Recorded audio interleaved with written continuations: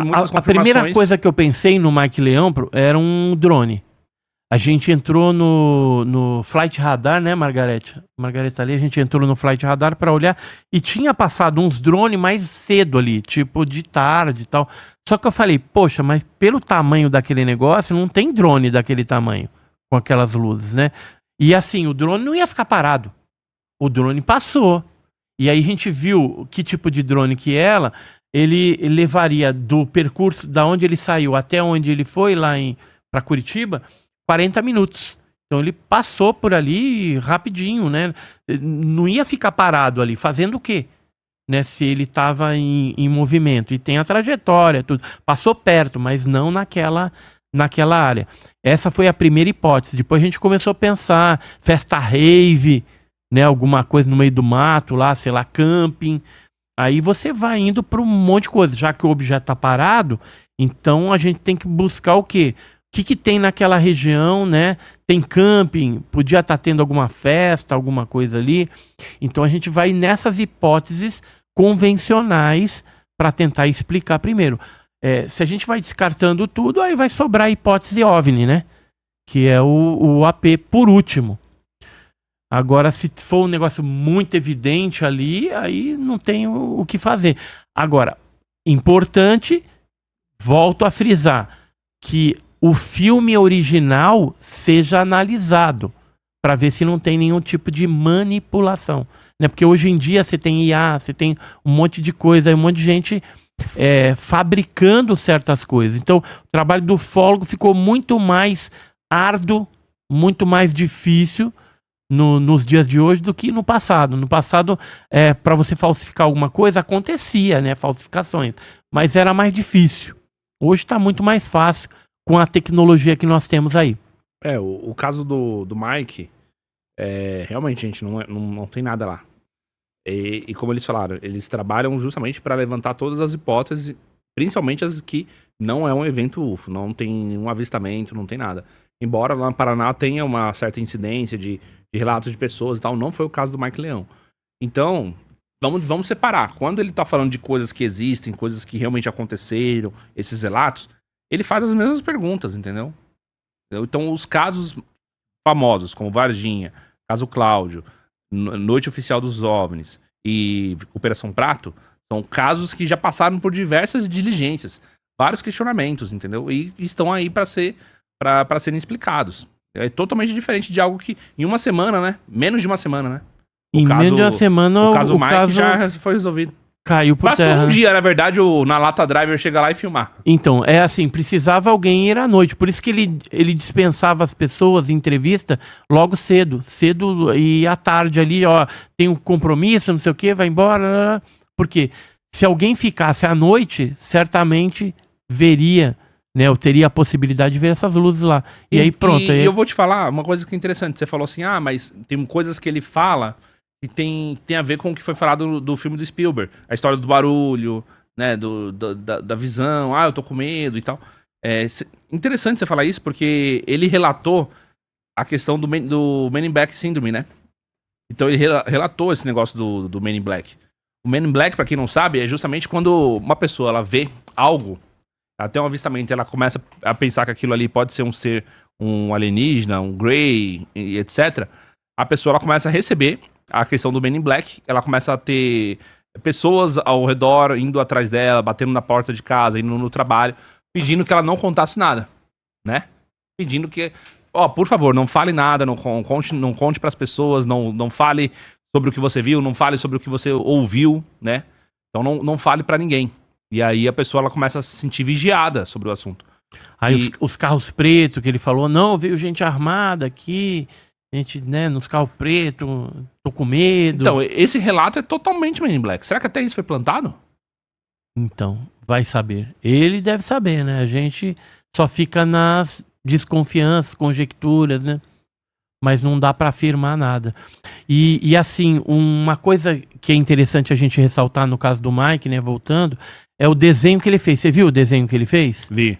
Ele lembra o símbolo do filme do Spielberg. Então, o desenho dele não tá muito confiável mesmo, não. Então, e ele lembra aquele... Você viu que é aquele formato com um olho dentro.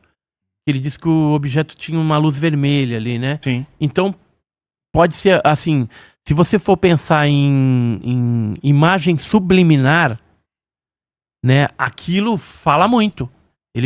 Você vai associar alguma coisa ufológica, porque o filme do Spielberg é algo voltado para a questão ufológica. É né? isso mesmo. Então, assim, marketing funciona assim. E assim, existem marketings mais brandos e tem o marketing mais agressivo. E o marketing agressivo, quando você quer, né, colocar uma ideia, ele acontece às vésperas de outros eventos que vão ocorrer para serem correlacionados àquele fato. E aí fica aparecendo uma coisa realmente palpável, forte, sólida ali. E às vezes não é. É uma narrativa criada. Fico pensando, se fosse um objeto grande, de 50, 60 metros, e do jeito que o Mike fala, né? Ah, o objeto passou em cima da casa. Imagina isso. O susto, né? E as luzes ali e tudo mais, que passaria, que faria algum reflexo no próprio celular, no campo, acenderia, né? Isso você não vê nada. Nada que evidencie ou que prove que alguma coisa aconteceu desse tipo, né? Agora, como a gente tem a questão do Spielberg, do filme e tudo mais, muitos detalhes que o Mike apresentou, eles estão concentrados em aspectos do filme também. Então, o barulho, né, do bicho lá, da jornalista que começa a produzir aquele barulho parecendo de catraca ali, né? Meio engasgado, né? Então são coisas que provavelmente ele não estou afirmando, né, que é isso, né? Mas parece que é uma narrativa construída em cima desses detalhes do filme do Spielberg ou de alguma outra coisa que ele já tinha conhecimento. O que a gente pode dizer, realmente ali, o vídeo é irrefutável, velho. Não, irrefutável, não Aquilo tem... ali é uma pousada que tá ali há 6 anos, do mesmo modo, como que agora ele confundiu com uma enfim, um OVNI, um disco voador, uma nave alienígena, enfim. É assim, se ele construiu uma história, ele foi muito assertivo, né? Porque ele conseguiu o intento que ele queria. Se ele queria, por exemplo, crescer e ficar visível na mídia, foi exatamente o que ocorreu. E, assim, tudo isso aconteceu dentro de um contexto ufológico. A gente está em vias de ter o filme do Spielberg, lançado aí, as Então, liberações nos Estados Unidos, né, do Donald Trump, né, aqueles documentos que estão sendo colocados lá. Então, muitos avistamentos ocorrendo em todo lugar. E assim, uma coisa que a gente tem que ressaltar é que Campo Largo e toda aquela região, ela tem incidência ufológica. Tem casos reais de pessoas que já viram luzes, que já viram OVNIs, né? Tinha também ali uma história... Os orbes são essas luzes, né? Os orbes. Isso, que são luzes, né? Não identificadas. E também tem um histórico ali na região de mortes que eles dizem misteriosas de animais. Mas esse tipo de coisa, quando ocorre alguma mutilação, o fato de ser uma área de mata, pode ser que algum animal selvagem, né? Onça, sei lá, algum bicho ali, tenha atacado as criações. É normal acontecer isso, porque ele fala que some geralmente o fígado, o coração, e onça geralmente acaba atacando e comendo esses órgãos das suas vítimas, né, das suas presas, né? Então tá mais para ataque de animal do que uma mutilação feita por um OVNI, né, por alguma coisa desse tipo. Ou antigamente a gente falava chupacabra, né? Então, mas assim, esses casos que são autênticos, eles merecem ser melhor estudados, né? Se tiver alguma evidência, por exemplo, tem uma filmagem. Essa filmagem do Mike, ninguém teve acesso à filmagem original. Então a gente nem sabe se aquela filmagem foi feita naquele dia, no dia 31 de maio, ou se foi feito antes. E se foi feita uma montagem, por exemplo. Então, o ufólogo que se preze, ele teria que ter tido acesso a isso caso a pessoa que filmou, a testemunha, franqueasse isso para aquela pessoa uma coisa estudar. que a gente pode dizer e ali isso que... ele não deixou. Ele não deu na mão de ninguém. Então, como que você vai fazer uma análise de uma filmagem que você não tem original? Não dá. É que você conhece, né? Então, provavelmente, ele não queria você lá no programa por causa disso. Olha o tanto de perguntas que você ia falar, olha o tanto de questões ligadas ao material, data, entendeu? A essas contradições todas, você ia expor tudo isso daí. Ou qualquer outro ufólogo, né, que pesquisa. Sim, qualquer ufólogo ia confrontar. Ia falar, ó, é isso aqui e tudo mais. Conta de novo isso aqui pra gente agora com esses detalhes. Com essas questões todas. Aí, cara... Primeira coisa que eu faria, a gente tem uma agência, eu faço parte de uma agência que chama Anubis. Né? Inclusive, ele foi um representante da Anubis lá, que é o Dirceu Klemba. O Dirceu Klemba, ele mora em Ponta Grossa, e aí ele foi, como ele mora perto, Ponta Grossa é pertinho, ele foi lá por conta e risco, né? Tipo, vou ver o que tá acontecendo. Como um monte de gente foi. E ele se apresentou pro Mike como sendo da Anubis. Foi, assim, recebido amigavelmente, né? Inclusive ele estava dando entrevista pro SBT, a gente tem essas imagens dentro da Anubis. Só que o que aconteceu? Logo depois que o Klemba foi embora, ele começou a rechaçar todos os ufólogos e ele falou, inclusive em vídeo, assim, esse pessoal da Anubis, ele generalizou como se todos fossem da Anubis e não são. Né? E ele começou a falar o pessoal dos Men in Black, né? O pessoal com carro preto. Aí tinha carro preto. Teve um ufólogo que eu vi nas imagens do Mike que eu reconheci que era o Alcione Giacomitti. Alcione Giacomitti, ele era do Paraná, tinha uma rádio lá, pesquisava ufologia junto com o Carlos Alberto Machado, que era do CIPEX, e depois ele mudou para Brasília. Eu nem sei se ele está ainda em Brasília, mas eu vi ele nas imagens, ou seja, naquele momento ali em que o Mike criou aquela confusão toda, foi uma das pessoas que ele tocou. E esse cara... Ele botou pra correr. E esse Alcione Giacomitti, ele nem é da Anubis, né? Ele não é Anubis. E então, assim, foi feita uma injustiça com essa equipe da Anubis, mas aonde que eu queria chegar? Esse membro da Anubis que foi lá, a intenção dele também era chegar pro Mike, porque tem um aplicativo da Anubis em que você pega o vídeo original já do celular, posta ele dentro desse aplicativo, e o aplicativo ele tem uns recursos, umas ferramentas que já vai te dar se aquilo ali foi manipulado, se é IA, entendeu? Ele já dá uma série de mensurações e análises no vídeo original. E aí, mas por aí exemplo, esse vídeo dele gravando, gente, tá passando aqui, é enorme, nossa, é muito lindo e tal, e tá passando em cima da casa dele. Só que aí, quando você vê, não tem reflexo de luz, não tem barulho, não tem nem vento. Você vê o vento passando assim, ó, tipo, né, batendo nele, o barulho, né, do vento cortando. Não. Nada. Tem nada. Então nada que evidencie um relato vazio.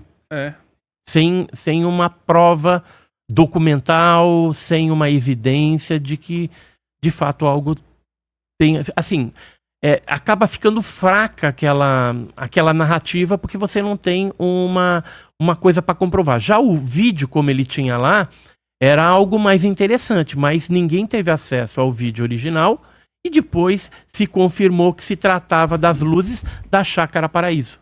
Então acabou, ali já também não tem nada a ver com OVNI.